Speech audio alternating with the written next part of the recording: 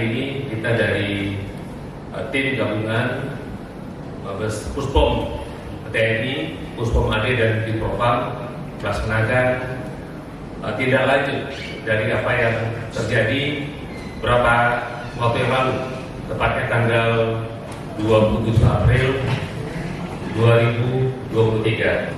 Tim datang ke sini merupakan satu wujud dan sinergitas kita TNI Polri dalam menyelesaikan permasalahan ini secepat mungkin.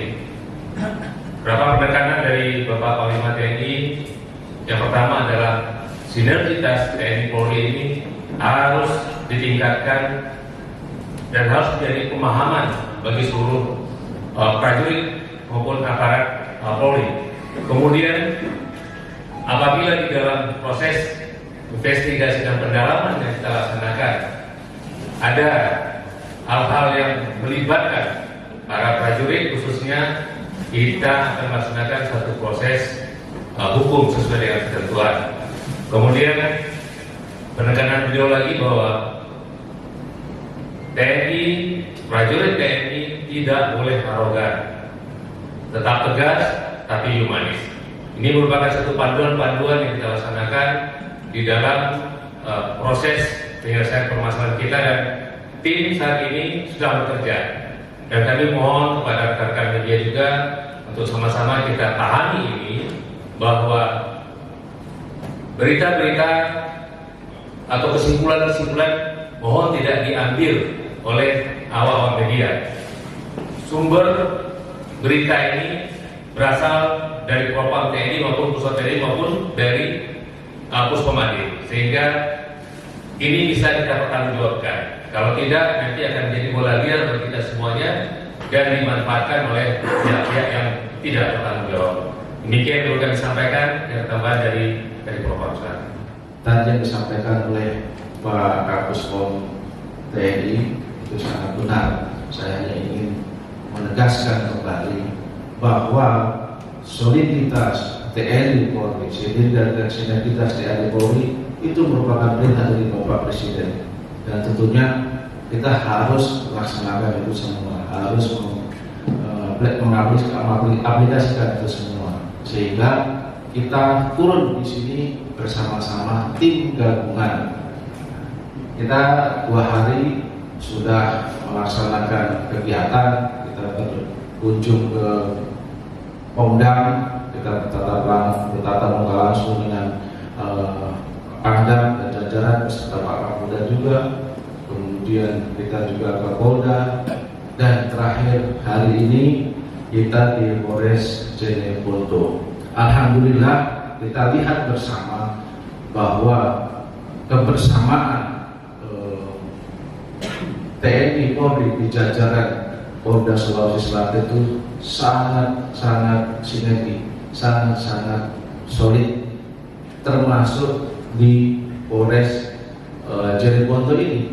Kita lihat bersama bagaimana kebersamaan sinergitas antara Pak Kapolres dan Pak Dandim, dan alhamdulillah kita lihat juga suasana masyarakat ini normal. Kami lihat di Polres juga